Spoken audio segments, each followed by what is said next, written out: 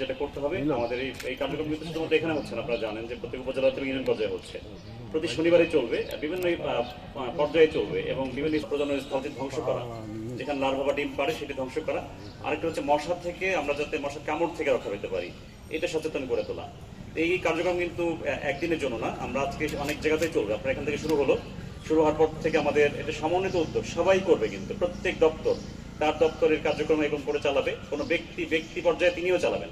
আমরা কোথাও দেখতে চাই না যে মশার যে উৎসস্থল সেটি রয়ে গেছে কারো অবহেলার কারণে। আমরা চাইবো যে সকল জনগণ এগিয়ে আসবে এটার জন্য, তাহলে কিন্তু এই মশার যে প্রকোপ অর্থাৎ আমাদের যে ডেঙ্গু এবং চিকুনগুনিয়া রোগ থেকে রক্ষা পেতে পারি। তো আমাদের এটা আপনারা জানেন, উপজেলা পর্যায়ে ইউনিয়ন সাহেব করেছে, আমাদের কাছে একটু আগে মেসেজ দিয়েছে, তার কার্যক্রম চলছে, ইউনিয়ন পর্যায়ে চলছে। আমরা চাচ্ছি যে ব্যক্তি পর্যায়ে চালাবো এগুলি।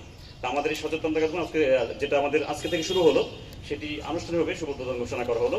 আমাদের এই কার্যক্রম আগামী সপ্তাহে চলবে এবং আগামী কয়েক মাস ধরেই চলবে। তো আমরা এটি প্রতি শনিবারে চলবে মূলত।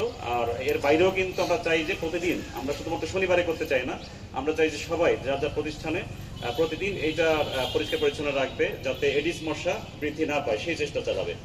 তো আপনাদের সবাইকে এই আহ্বান জানাচ্ছি যে সবাই সচেতন হয়ে এডিস মশা নির্মূল করে আমরা হয়তোবা ডেঙ্গু এবং চিকুনগুনিয়া থেকে রক্ষা পেতে পারি। শুধুমাত্র কিন্তু দুটো বিষয় বললাম, যে একটা হচ্ছে যে মশার উৎসস্থল ধ্বংস করা, আরেকটা হচ্ছে মশার কামড় থেকে রক্ষা পাওয়া। এটা খুবই সহজ, আমরা একটু সচেতন থাকবো। জানেন যে এখানে একটা মালখানা আছে, অনেক পুরোনো পরিত্যক্ত কিছু জিনিস রয়ে গেছে, সেখানে আমরা আজকে এটা স্প্রে করে এবং ফগার মেশিন দিয়ে উদ্বোধন করবো। আপনাদের সকলকে ধন্যবাদ। আসসালামু আলাইকুম।